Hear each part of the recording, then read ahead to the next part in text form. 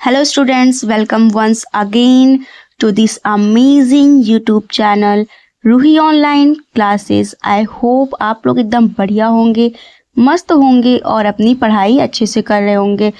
So students, जैसा कि आप सबको पता है, जो यहाँ पे पुराने बच्चे होंगे उन सबको पहले से पता है कि इस चैनल पे आप लोगों को क्लास 10th का जो बायो का चैप्टर नंबर 1 है वो अभी कंप्लीट कराया जा रहा है। तो यहाँ पे अभी हम लोग पहुँचे हैं ह्यूमन हार्ट पे। इसके पहले वाले सारे लेक्चर आपको कंप्लीट करा दिया गया है इसी चैनल पे and with the help of notes. उसमें आपको पूरा नोट्स के माध्यम से सब कुछ अच्छे से एक्सप्लेन करा गया है। इस वीडियो में, इस लेक्चर में आज जो हम लोग कंप्लीट करने वाले हैं, जो टॉपिक हम लोग पढ़ेंगे वो है ह्यूमन हार्ट का, मानव हृदय का, जिसमें हम लोग मानव हृदय की क्रिया विधि देखेंगे, हृदय चक्र देखेंगे, हृदय का कार्य देखेंगे और हृदय का नामांकित चित्र भी देखेंगे। सो फ्रेंड्स, इसमें आप लोग स्क्रीन पे देख सकते हैं टॉपिक वाइज आपको यहाँ पे सारे हेडिंग्स पहले ही बता दिए जा रहे हैं कि आगे आने वाले लेक्चर में आप क्या क्या पढ़ेंगे। सो स्टूडेंट्स, आई होप कि इसके पहले वाले जितने भी लेक्चर हैं आप लोग उनको पूरा सीक्वेंस से अच्छे से लाइन टू लाइन पढ़ रहे होंगे, तभी आपको ये वाला लेक्चर समझ में आएगा। एंड इसके पहले जो लेक्चर था आपका मानव श्वसन तंत्र, जिसमें आपको फेफड़े के बारे में अच्छे से एकदम डीपली पढ़ाया गया था पूरा नोट्स के माध्यम से, आप पहले वो वाला लेक्चर ज़रूर देखिएगा। उसके बाद ये वाला लेक्चर देखिएगा, क्योंकि आपको अगर वो लेक्चर समझ में नहीं आया रहेगा तो उससे ही रिलेटेड ये वाला भी लेक्चर है, आपको यहाँ पे कहीं ना कहीं दिक्कत आएगी। एंड आई होप कि आप लोग वो वाले लेक्चर देख चुके होंगे। तो जो पुराने बच्चे हैं वो साथ ही साथ पूरे लेक्चर कवर करते हैं, बट जो नए बच्चे डायरेक्ट इस वीडियो पे आए हैं वो पहले पुराने लेक्चर को अच्छे से कवर करें। सो ज़्यादा बातें ना करते हुए स्टार्ट करते हैं हम आज का अपना टॉपिक। फ्रेंड्स, आज का हमारा जो टॉपिक था वो है मानव हृदय, जो कि आज हम लोग बहुत ही डिटेल में पढ़ने वाले हैं विद द लेवल डायग्राम के साथ। हम लोग डायग्राम की हेल्प के माध्यम से इसको समझेंगे और ये टॉपिक एग्जाम की पॉइंट ऑफ व्यू से, बोर्ड एग्जाम की पॉइंट ऑफ व्यू से मोस्ट इम्पोर्टेंट है, जो कि आपका लॉन्ग में ज़रूर आता है, विद द लेवल डायग्राम के साथ आता है, चित्र के साथ आता है, नामांकित चित्र के साथ इसको वर्णन करना रहता है। तो जैसे बाकी नोट्स भी आप लोग को मिले थे बाकी टॉपिक्स के, वैसे आपको हृदय के भी मिल रहे हैं। इसके बाद आपका लास्ट टॉपिक उत्सर्जन रहने वाला। आफ्टर दैट ये चैप्टर आपको कंप्लीट हो जाएगा फाइनली। उसके बाद हम लोग स्टार्ट करेंगे अपना चैप्टर नंबर 2। तो स्टार्ट करते हैं ज़्यादा टाइम वेस्ट ना करते हुए आज का अपना topic. So your first point is कि मनुष्य का हृदय मुट्ठी के आकार का शंकुआकार पेशीय अंग है। सबसे पहले इसमें बताया जा रहा है कि जो मानव हृदय है वो मुट्ठी के आकार का होता है।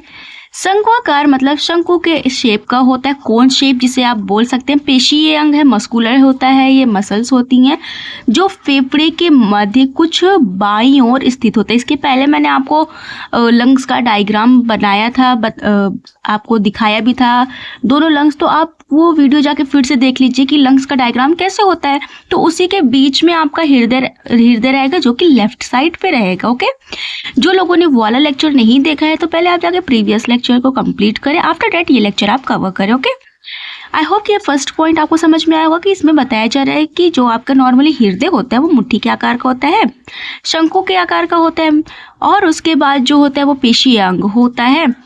और ये जो फेफड़े हैं, इन दोनों फेफड़े के बीच में आपका हृदय पाया जाता है। फेफड़े 2 हैं और हृदय 1 है, याद रखना। आगे यह हृदय आवरण नामक थैली में सुरक्षित रहता है। जो आपका हृदय है उसके ऊपर एक आवरण पाया जाता है, हृदय आवरण कहते हैं। इस थैली में पेरिकार्डियल द्रव भरा रहता है जो बाहरी आघातों से हृदय की रक्षा करता है। बताया जा रहा है कि जो हृदय होता है इनके बीच में, इनके ऊपर की तरफ और जो इसमें होता है लेयर पाए जाते हैं, हृदय में आवरण पाए जाते हैं। उस आवरण में द्रव भरा होता है।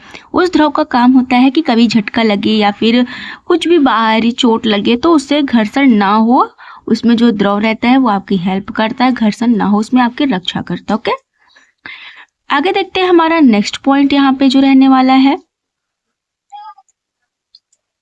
मनुष्य के हृदय में 4 वेश्म होते हैं, आप देख सकते हैं। मनुष्य के हृदय में 4 वेश्म होते हैं जो पटों द्वारा विभाजित रहते हैं।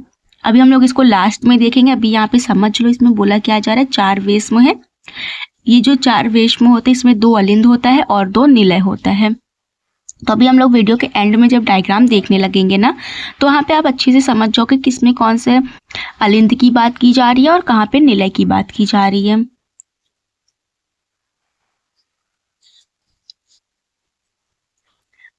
ऊपरी वेश्म दाया व बाया अलिंद होते हैं। जो ऊपर का दोनों सिरा रहेगा हृदय का वो अलिंद होता है और जो नीचे का सिरा रहता है वो निलय होता है। ये अभी हम लोग वीडियो के एंड में मैंने आपको जैसे बताया कि लास्ट में हम लोग जब हार्ट का डायग्राम देखेंगे तो वहाँ पे समझेंगे कि कहाँ पे अलिंद पाया जा रहा है और कहाँ पे निलय पाया जा रहा है, और किसमें शुद्ध रक्त रहता है और किसमें अशुद्ध रक्त रहता है, और इन दोनों को अलग एक दूसरे से कौन करता है। आगे देखते हैं हमारा नेक्स्ट टॉपिक। सो स्टूडेंट्स, जो हमारा नेक्स्ट टॉपिक है वो है हृदय की क्रियाविधि, जैसा कि आप लोग स्क्रीन पे देख सकते हो। तो यहाँ पे क्रियाविधि में सबसे पहले हम लोग देखेंगे रक्त का प्रवेश। जो हमारे बॉडी में रक्त होता है वो सबसे पहले कहाँ प्रवेश करता है? हृदय के दाहिने अलिंद में शरीर से अशुद्ध रक्त प्रवेश करता है। मतलब ऐसा रक्त आपके हृदय में आने वाला है जिसमें ऑक्सीजन नहीं पाया जा रहा है। अब हम अपने रक्त को ऐसी जगह लेके जाएंगे भी जहाँ पे ऑक्सीजन की उपस्थिति रहती है और आपका जो रुधिर हो जाएगा वो ऑक्सीजनेटेड हो जाएगा, मतलब कि शुद्ध रक्त हो जाएगा। सबसे पहले आपके शरीर से जो आपका रक्त होता है वो आता है आपके हृदय के दाहिने अलिंद में। अभी हम लोग देखेंगे जब डायग्राम तो आपको समझ में आएगा अच्छे से कि कहाँ पे अलिंद पाया जा रहा है और कहाँ पे निलय पाया जा रहा है। नेक्स्ट स्टेप में देखते हैं हम लोग अगले चरण में दाहिने अलिंद से निलय। अलिंद में सबसे पहले आपका रक्त आ गया, अब उसके बाद जाएगा दाहिने निलय में जाएगा। अब क्या होता है? अशुद्ध रक्त दाहिने अलिंद से दाहिने निलय में जाता है। उसके बाद हम लोग देख रहे हैं कि हमारा जो रक्त है वो निलय में जा रहा है। आगे देखेंगे ये सारा प्रोसेस अभी जब मैं आपको हार्ट का डायग्राम दिखाऊंगी ना वहां पे भी आपको अच्छे से एक्सप्लेन करूंगी, बहुत ही अच्छे से एकदम। तो वीडियो के एंड तक आप लोग बने रहिए और लाइन टू लाइन पूरा अच्छे से देखिए बिना स्किप किए। थर्ड स्टेप है आपका दाहिने निलय से फेफड़े। सबसे पहले आपका आया था दाहिने अलिंद में, उसके बाद आया आपका रक्त दाहिने निलय में। आफ्टर डेट आपका जो ब्लड है वो दाहिने निलय से फेफड़े में जाएगा। दाहिना निलय अशुद्ध रक्त को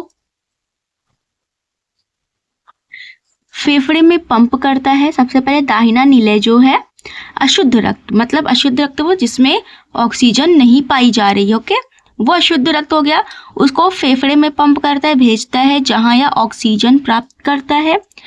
अब आपको यहाँ पे देखो लंग्स के बारे में बात की जा रही है, फेफड़े के बारे में बात की जा रही है। अब फेफड़े में ऑक्सीजन आता कहाँ से है?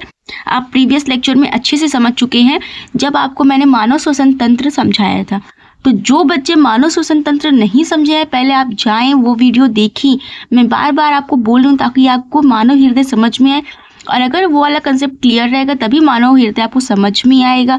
एंड आप सबको पता है कि मानव हृदय एक ऐसा टॉपिक है बोर्ड एग्जाम का जो मोस्ट रिपीटेड क्वेश्चन अब तक का रह चुका है। तो आप लोग अपना टाइम वेस्ट ना करिए और सबसे पहले जाइए लंग्स वाला देखिए, उसमें भी आपको नोट्स मिल जाएगा, पूरा लाइन टू लाइन एक्सप्लेनेशन मिल जाएगा। आप लोग अपना टाइम वेस्ट बिल्कुल भी ना करिए और सबसे पहले जाइए मानव श्वसन तंत्र वाला लेक्चर अच्छे से देखिए, जहाँ पे आपको लाइन टू लाइन नोट्स के साथ फुल एक्सप्लेनेशन भी मिल जाएगी, जहाँ पे आप लोग ये समझ पाओगे कि यहाँ पे ऑक्सीजन कहाँ से आया हुआ है। ओके, तो यहाँ पे हम लोग अपना आगे अब देखते हैं बिना टाइम वेस्ट किए हुए, ताकि आप वहाँ जब जाओगे लेक्चर देखोगे तो सब कुछ आपको अच्छे से समझ में आ जाने वाला है। जब वो लेक्चर आप लोग देख लोगे तो ये समझ में आ जाएगा कि यहाँ पे ऑक्सीजन कैसे आ रहा है। तो सबसे पहले जहाँ यह ऑक्सीजन प्राप्त करता है यह ऑक्सीजन और कार्बन डाइऑक्साइड छोड़ता है। तो सबसे पहले जो आपका फेफड़ा होता है यहाँ पे आपका ब्लड जो है ऑक्सीजनेटेड हो जाता है और यहाँ पे ऑक्सीजन उसको मिल जाता है और वो रक्त कैसा हो जाता है? शुद्ध हो जाता है। अब आगे हम लोग देखते हैं कि फेफड़े से हृदय में जा रहा है हमारा रक्त। अब देखेंगे कि जो हमारा ब्लड है वो जो होता है फेफड़ों से शुद्ध रक्त, जो फेफड़े में हमारा ब्लड था वो ऑक्सीजनेटेड हो गया है, वहाँ पे उसको ऑक्सीजन मिल गया है। अब फुफ्फुसीय सिरा के माध्यम से हृदय के बाएं अलिंद में वो प्रवेश करता है। सबसे पहले हमारा जो रक्त होता है वो दाहिने अलिंद में आता है जो कि पूरी तरह से अशुद्ध होता है। जब दाहिना अलिंद वाला कोष्ठक भर जाता है उसके बाद हमारा रक्त आता है दाहिने नीले में, उसके बाद वो शुद्ध होने के लिए जाता है फेफड़े में जहाँ वो ऑक्सीजन से मिलता है और हमारा ब्लड ऑक्सीजनेटेड हो जाता है, उसको ऑक्सीजन मिल जाता है। जैसे उसको ऑक्सीजन मिलता है वो फुफ्फुस शिरा के माध्यम से पहुंच जाता है हमारे बाएं अलिंद में। अब हम लोग यहाँ देखेंगे बाएं अलिंद से हमारा जो रक्त होता है वो बाएं निलय में जाता है, फिर उसके बाद हमारे बॉडी में वो कैसे फैलता है ये सारा प्रोसेस हम लोग देखेंगे। तो हमारा अभी नेक्स्ट टॉपिक है वो है बाएं अलिंद से बाएं निलय में। तो हमारा रक्त जो है अब बाएं अलिंद से जाएगा बाएं निलय में। शुद्ध रक्त बाएं अलिंद से बाएं निलय में जाता है, जैसा कि आप यहाँ पे देख सकते हो और मैंने आपको पहले अभी भी बताया भी था। यहाँ पे बाएं निलय से शरीर में जाएगा, तो जो बायां निलय है यहाँ से पूरा शुद्ध रक्त आपके शरीर में जाता है महाधमनी के माध्यम से। तो आप यहाँ देख सकते हो बाएं निलय शुद्ध रक्त को महाधमनी में पंप करता है, जो शरीर के सभी हिस्सों में रक्त वितरित करती है। जो आपका शुद्ध रक्त होता है वो महाधमनी के माध्यम से पूरे शरीर में वितरित कर दिया जाता है। आई होप इतना आपको समझ में आ गया होता। ये पूरा टॉपिक था आपका पूरा क्रिया विधि हृदय का, कैसे कैसे हृदय काम करता है, कैसे आपका अशुद्ध रक्त आता है, कहाँ से आता है, फिर शुद्ध होने के लिए कहाँ जाता है, शुद्ध होने के बाद आपके बॉडी में कैसे जाता है, किस धमनी के माध्यम से जाता है, ये सब आपको बता दिया गया है। आगे हम लोग देखेंगे हृदय चक्र।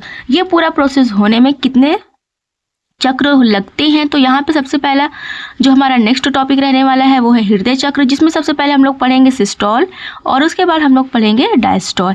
ये दो चक्र होते हैं जो हृदय चक्र के अंतर्गत आते हैं। तो सबसे पहले यहाँ पे सिस्टोल देख लेते हैं। हृदय की मांसपेशियों का संकुचन, जिसमें रक्त शरीर के विभिन्न हिस्सों में पंप होता है। जब हमारा रक्त पंप होगा तो उसे हम लोग सिस्टोल बोलते हैं, और उसके बाद जब हमारे हृदय के कक्षों में रक्त भर जाता है तब हम लोग उसे डायस्टोल बोलते हैं। ओके, तो यहाँ पे अब हम लोग देखेंगे डायस्टोल।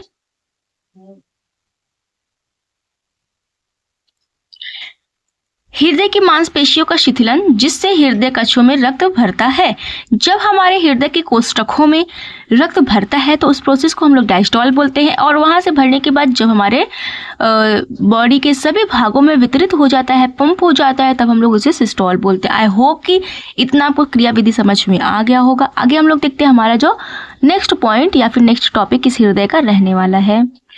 तो ये स्टूडेंट्स हमारा है नेक्स्ट टॉपिक हृदय के कार्य। यहाँ पे दो कार्य आप देख सकते हैं, रक्त और ऑक्सीजन को पूरे शरीर में पंप करना, ऊतकों को ऑक्सीजन और पोषक तत्व पहुंचाना, ये हमारे हृदय का काम होता है। सो फाइनली स्टूडेंट्स आप लोग पहुंच चुके हैं हृदय के डायग्राम पे, जहाँ पे आप लोगों को बहुत अच्छे से एक्सप्लेन किया जाने वाला है, और जितने भी टॉपिक आप लोग क्रिया विधि पढ़े हैं, अलिंद पढ़े हैं, निलय पढ़े हैं, सब के बारे में अच्छे से एक्सप्लेन किया जाएगा फुल डिटेल में। ओके, तो देखते हैं हमारा हृदय, और इसको साथ ही साथ आप ड्रॉ भी कर लेना, और अगर आपको ड्रॉ करने में दिक्कत है तो आप कमेंट सेक्शन में ज़रूर बताना, ताकि मैं आपको उसको स्टेप वाइज पूरा अच्छे से बता सकूं नेक्स्ट वीडियो में।